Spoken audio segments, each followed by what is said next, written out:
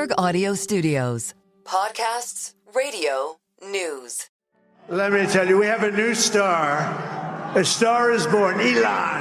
Pumped up on Mars, juice, and ketamine. He is the Thomas Edison plus of our age. Probably his whole life is from a position of insecurity. I feel for the guy. I would say 98% really appreciate what he does, but those 2% that are nasty, they are out there in full force. We are meant for great things in the United States of America, and Elon reminds us of that. We don't have a fourth branch of government called Elon Musk.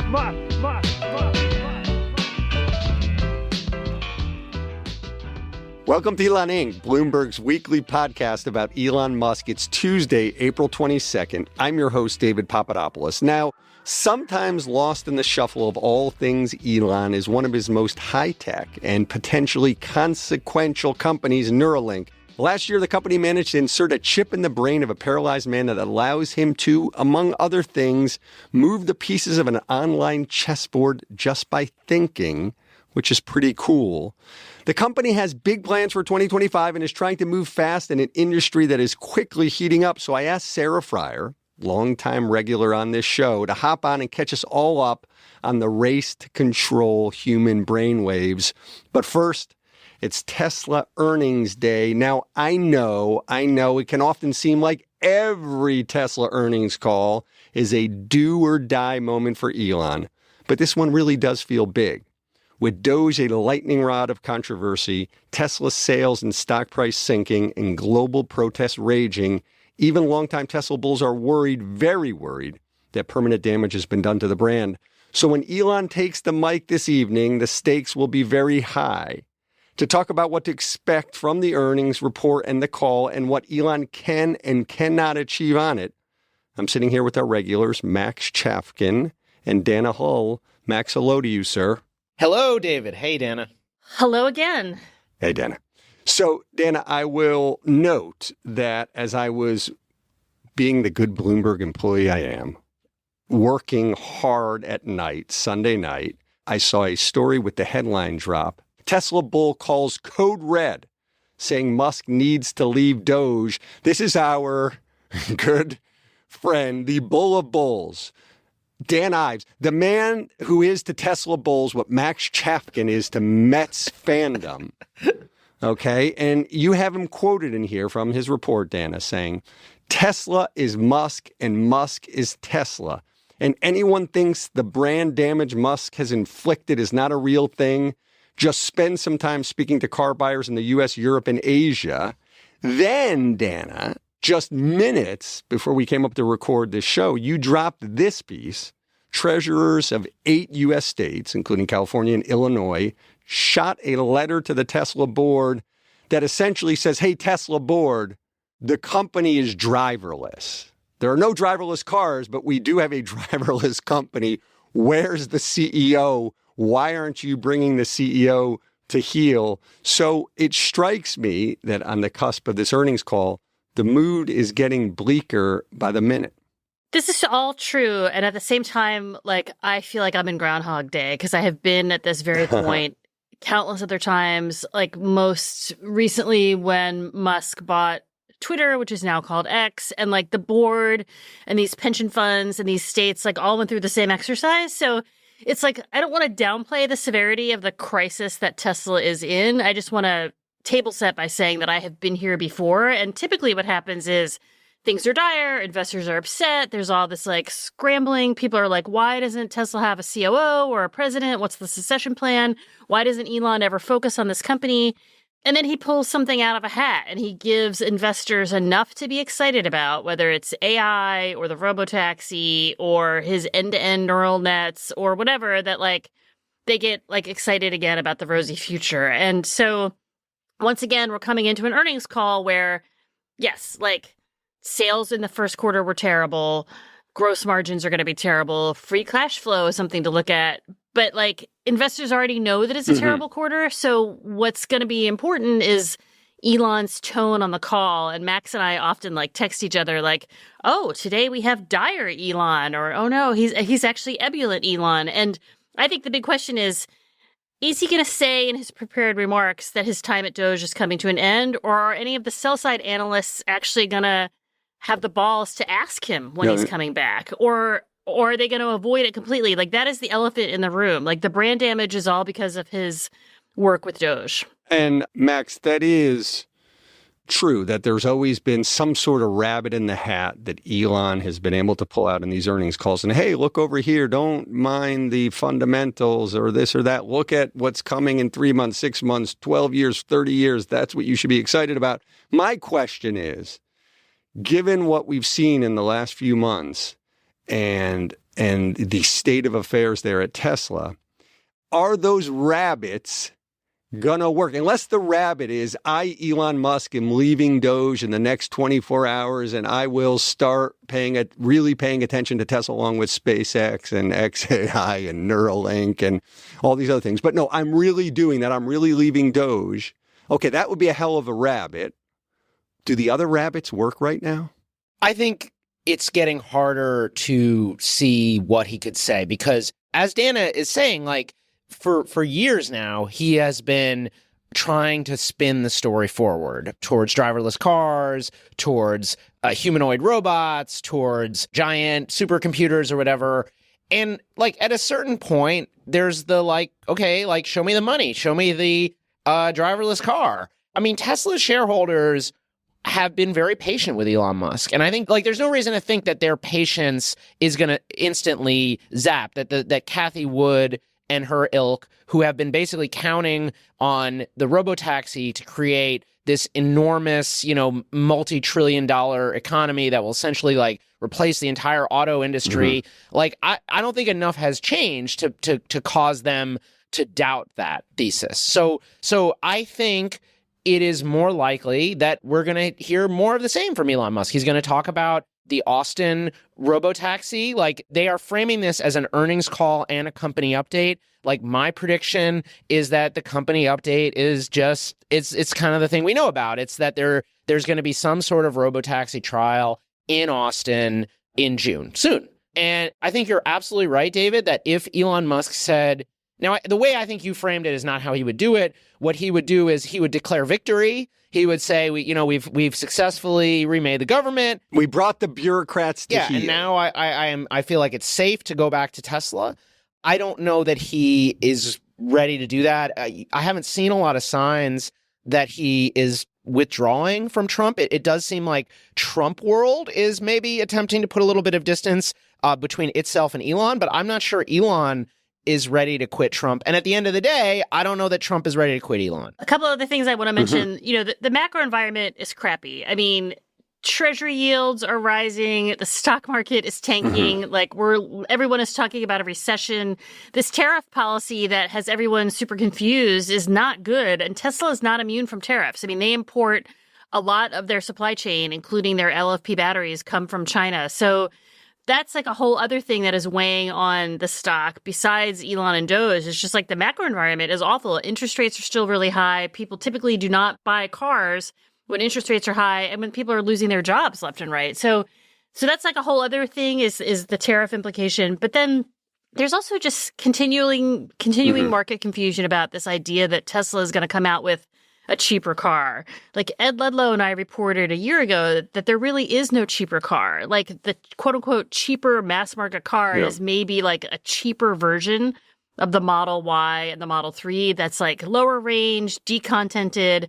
But like there's no new model. And, a couple of quarters ago, Tesla said, oh, we're going to be making this cheaper car in the first half of the year. Now Reuters had a story out saying that has been delayed. But it's like, of course it's delayed. Like it's not really a new model. So I just think that Tesla picked very clearly like a year ago that like the future is AI, autonomy, robots, and not high volume. So, but that's another thing that people are going to be looking for. They've achieved that. The volumes are going down fast. And their one new rollout, the Cybertruck, which, it's funny, we have mentioned on the show that it hasn't gotten off to a roaring start, but I guess it was only this morning that I saw the actual numbers, and you guys feel free to yell at me if you've said these numbers on the show and I just fail to properly pay attention. But apparently Cox Automotive estimates that Cybertruck sales dropped 50% first quarter versus fourth quarter. Now, I know there's some,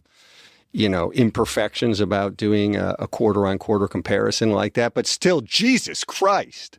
I mean, come on. They should be ramping up wildly, right? Well, they've had a lot of recalls of the Cybertruck, and the Cybertruck is still expensive. And the fourth quarter is always the big quarter because, there's a big sort of end of the year push. But yeah, no, the Cybertruck Cybertruck is not a big seller. You were about to say disaster, and then I said that. You were going to say disaster. Is it a disaster, Dana Hall? But the other thing that I think is so funny is that the Cybertruck of all of the cars in Tesla's lineup is like the epitome of Elon Musk himself. Mm-hmm. So that's why you're seeing like dog walkers in Brooklyn leaving their bags on the car of the truck. It is the epitome of Elon himself because he wanted this thing. His other executives wanted to go high volume. Like the Cybertruck is Elon and Elon is the Cybertruck. So as much as the backlash is impacting the brand, it is that vehicle that is bearing the brunt of it. It's the new Elon. It's the trolling, social media addicted, hyper partisan Trump supporter version of Elon. Of course, the Model 3 is also Elon. I mean, that is the thing that is so weird about what has happened. Tesla was able to break the mold essentially for an automaker in a bunch of different ways.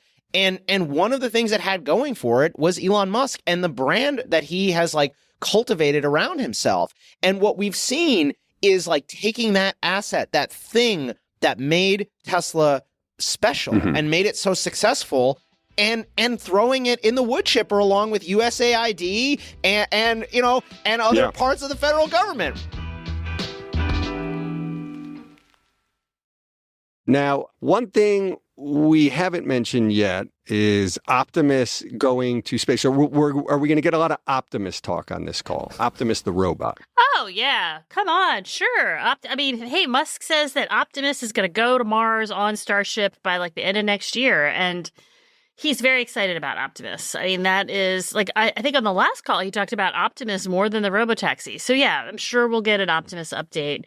The other thing that I think is just so weird about the earnings calls, and Max and I have listened to so many of them over the years, is that they never introduce who the other executives are. So I'm always in this is that right? I'm always in they never say, and now we're going to hear from so and so who leads autopilot software. Elon talks, and then some other random executive pipes in. If you ain't Elon Musk, you're just you're just a sidekick, an anonymous, faceless sidekick. I'm in multiple chats and everyone's who's speaking? And I'm this sounds like Lars. Oh no, it's not. That's Franz. Whatever, so they don't bother introducing the other executives. And then even if the other executives talk, Elon talks over them and interrupts them. It's just it's unlike any other earnings call that you've ever listened to. Though. And it's Max and I are so used to it because we usually play bingo. But if you've never listened to a Tesla earnings call, you really should. It will give you a lot of insight into how these things go. And it's also just, frankly, so disappointing. I mean, can I say this on a Bloomberg show? The sell-side analysts, they're all about trying to perfect their models. They don't actually ask the hard questions. The best person who really would try to nail Elon on particulars was Tony Sacconaghi of Bernstein, and he retired. But you don't think Dan Ives, as worked up as he is right now, goes out and grills Elon with a tough question or two? He's almost never gets called on to ask the questions. Okay. Yeah. Okay. Max, we need to wrap up here on Tesla, but let me ask you this before we do. Tesla has been saying this isn't just a quarterly earnings report, it's a company update. Are they already starting to spin us here? We got some big grand reveal. I mean, I think he needs, given how poor we're expecting the earnings to be, given how bad the sales have been, I think he's going to be looking for some way, as we've been talking about, to spin this forward. And I think that company update could be, as Dana said, an update about the way that the CEO is spending his time. Although, again, I kind of doubt it. It could be an update about robotaxi efforts in Austin, or it could be about something further down the pipe. And I think you asked Dana about Optimus.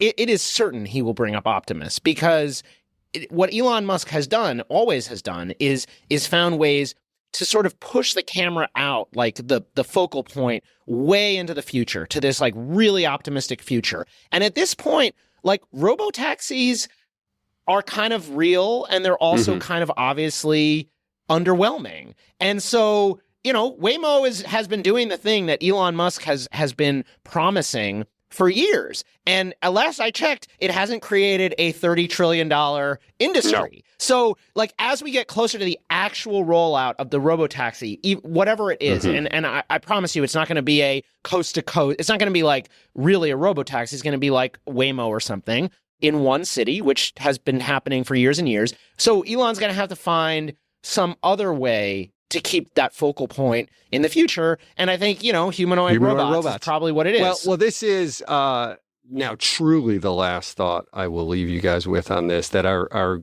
good friend of the pod, Esha Day, in her piece previewing the earnings this morning, had a quote from somebody saying, because the stock, as much as Tesla stock is sold off, it still trades at 78 times forward earnings, which for those who aren't familiar with that metric, it's an incredible lot of times forward earnings. And the quote from this one investor is, of all the stocks in the Magnificent Seven, the tech stocks in Mag 7, it is Tesla whose valuation is almost entirely about the future. Basically, Max, the stock is bullshit. It's been... And that's the thing. Like, it could be, I think one of the big sort of like misunderstandings of Elon Musk's support for Donald Trump is this sense that like he was coming from a place of strength. And of course he was. He's the world's richest man. But in other ways, this is a company that has always kind of been teetering. And it's always halfway between, you know, taking over the world and like wildly underperforming expectations. And that's why people like Dana and me are a little bit like, you know, like why it's hard to get excited about any one earnings call. It's like, oh, this is going to be... I mean, we are excited because this is our Super Bowl, but, you know, we see this movie every 3 months. So like, yeah, like, I don't think this is going to be the thing that does Elon as CEO of Tesla. Like, you know, but on the other hand, I don't know. We live in crazy times. I just want to say one thing. Nothing will compare, as crazy as now is with Trump, nothing will compare to 2018, which, lest I remind you, is the year that Tesla struggled to ramp up the Model 3. Yes. Elon tried to take the company private through the 420 thing. He smoked pot with Joe Rogan. He called the Thai cave rescuer a pedo guy. Executives were quitting left and right, like in real time, including the chief accounting officer. Like, I have like that remains the crucible for me is 2018. Man.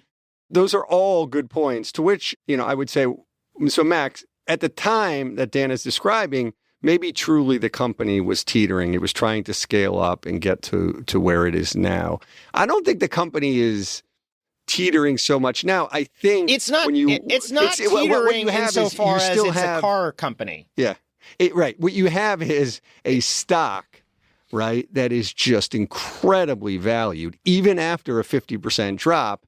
That's the big question. So when I said I should also reframe it, the stock isn't bullshit. But boy, there's a lot of hocus pocus there. Yeah. The Tesla, the business has a very good business, and shrinking, but Tesla, still solid. The stock, yeah. Tesla, the stock, though, as you're saying, as Esha's saying, like it is entirely a lot of that value is about the future and about assumptions that the market has made, and that I'm not totally sure. Like why? Whether there's much of a basis in reality for those assumptions. Max, Dana, thank you as always. Thanks. Thank you.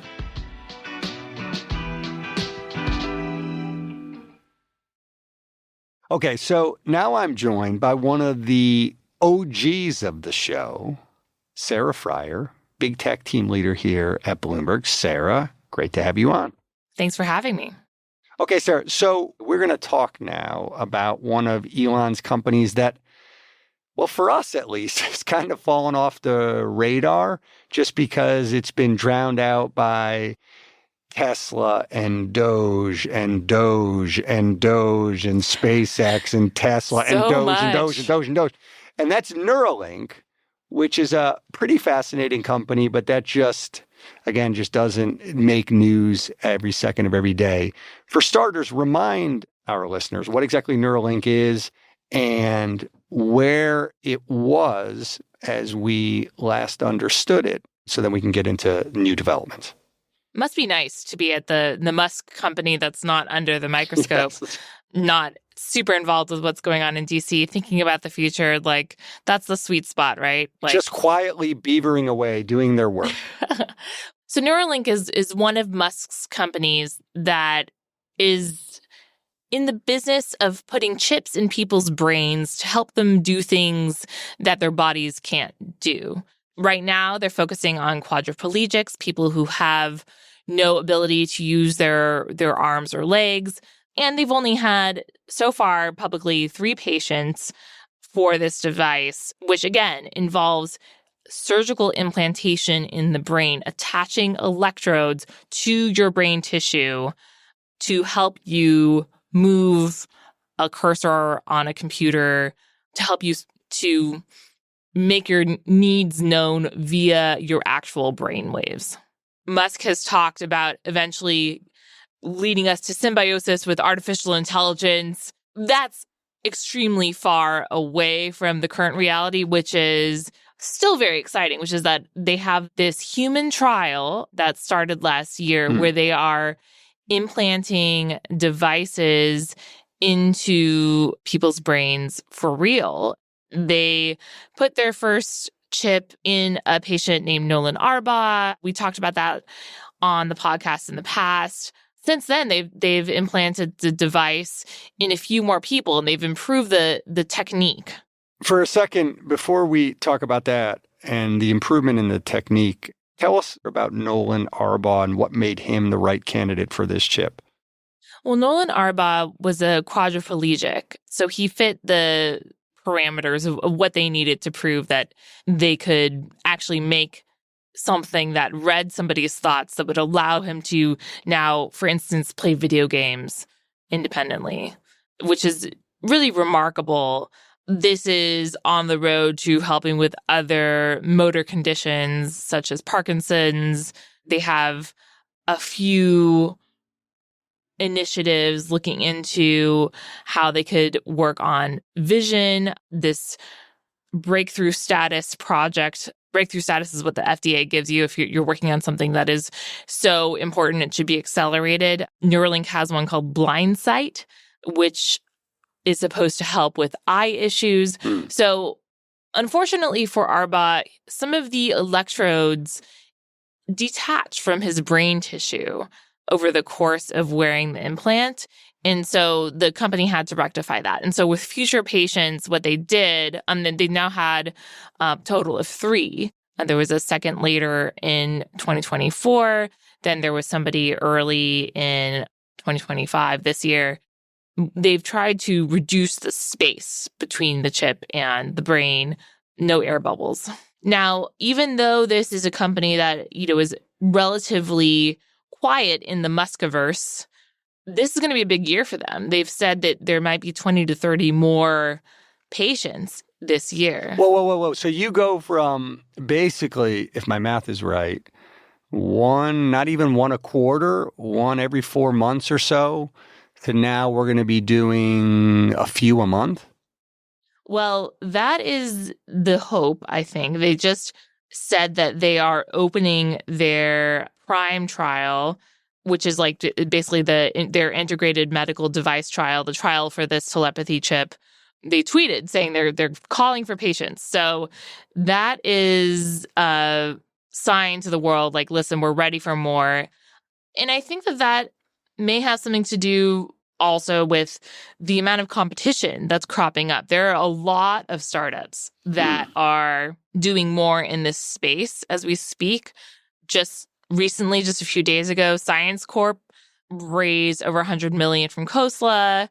They're starting with a retina implant to help with eye issues. They also got breakthrough status from the FDA, but there are a few other startups, Paradromics, Precision Neuroscience, that are working on similar things. You're saying the space is even getting more heated and more competitive, and Neuralink was chasing to begin with, right? But I think that Neuralink was very well funded. I mean, they have more than $600 million in funding. They last raised in 2023 at a $3.5 billion valuation.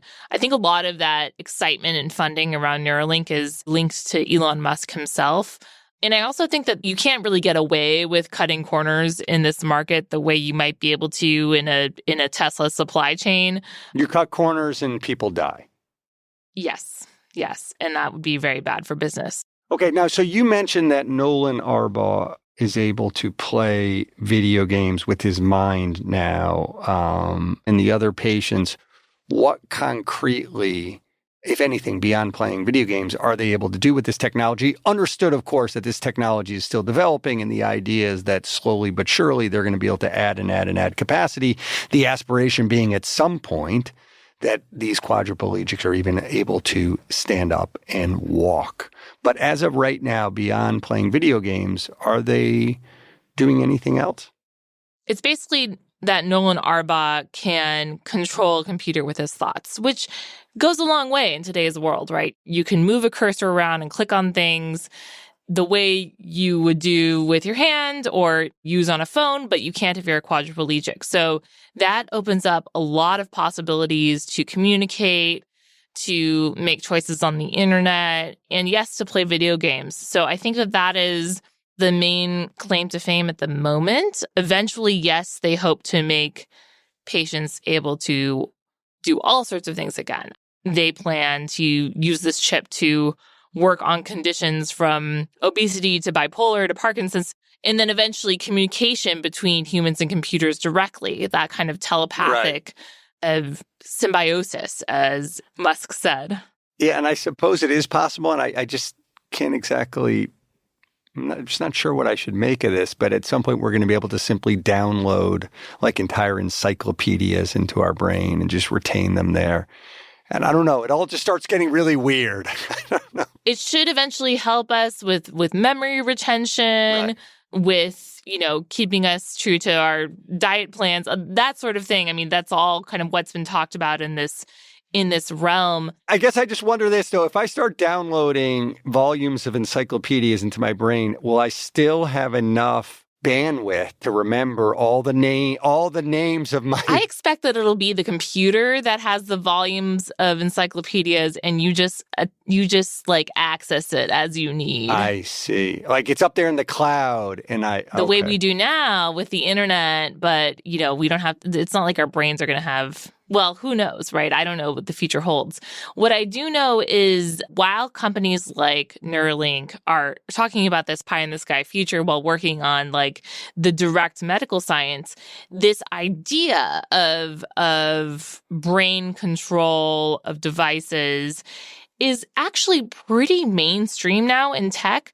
Saw Meta came out with research just earlier this year on how they would be able to determine based on brain waves what you're going to type. Wow. And that's not with an invasive chip. That's just from putting electrodes on your brain on the outside. And they read people's activity while they typed and tried to make connections. And the hit rate was pretty good?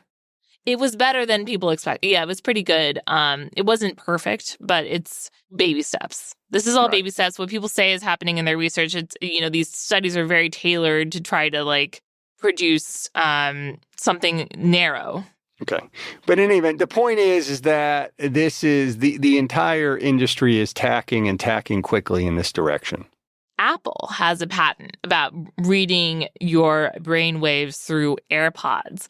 And Jesus. Yeah, exactly. That sounds very mainstream. Now this is all early days, but it's spooky enough that the idea that your brain activity might be accessible has caused a wave in reactions from state governments. There have been some early attempts to try to regulate the privacy of brainwave data. This is so early in the science, but governments have seen what happened with other technologies that have grown too quickly without regulation. And so we've seen some states try to decide now that your brainwave data should remain yours and private and not used to sell you ads or something.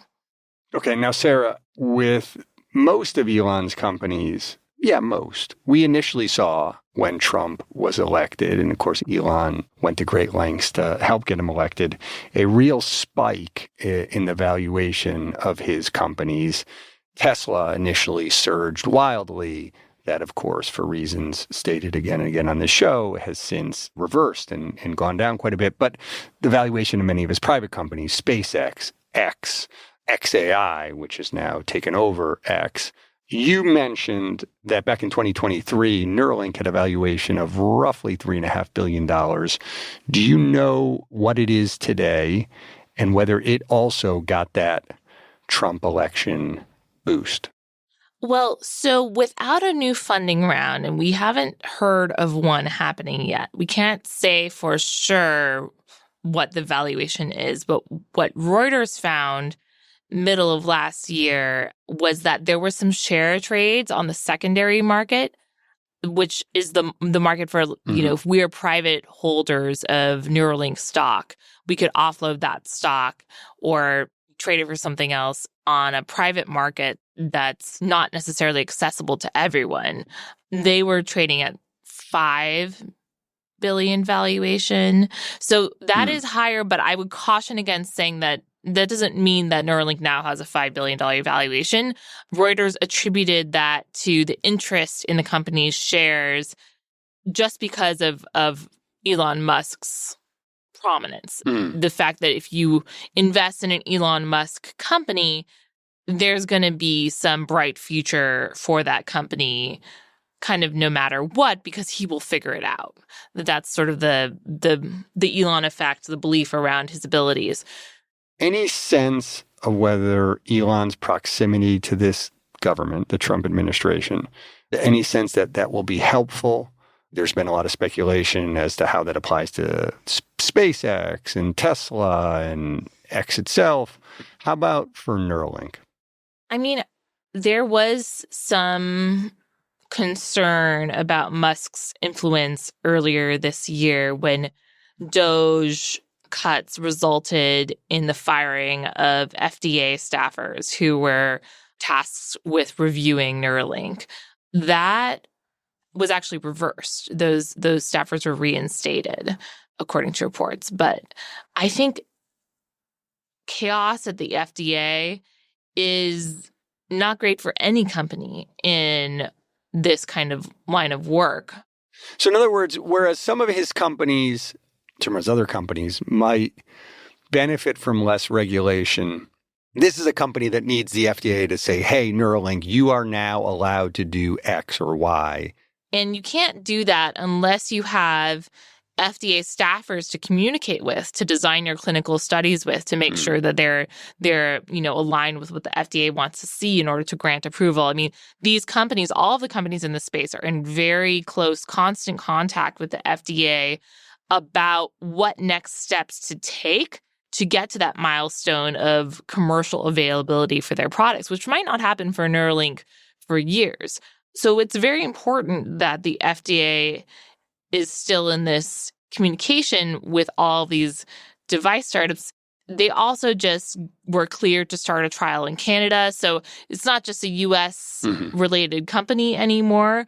And certainly a lot of biotech companies are working on international markets first before coming to the U.S. because it just can be easier. But yeah, cuts to the FDA and also all of the cuts in research generally at universities. Academic research is very much a part of the building blocks for what comes next in AI and neural understanding, what those brain impulses actually mean. All the research kind of builds on the foundation of what's been there before. And so the fact that a lot of federal funding for research in general has been cut or has not been given to academics without intense restrictions on things that have nothing to do with that research, that's not great for a company like Neuralink or anything in the biotech space. Got it. Sarah, thanks again. Thank you so much. Take care.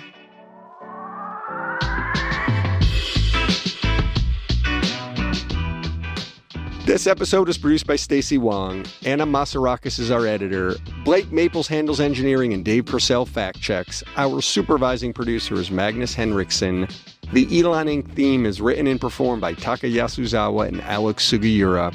Brendan Francis Newnham is our executive producer, and Sage Bauman is the head of Bloomberg Podcasts. A big thanks, as always, to our supporters Joel Weber and Brad Stone. I'm David Papadopoulos. If you have a minute, rate and review our show. It'll help other listeners find us. See you next week.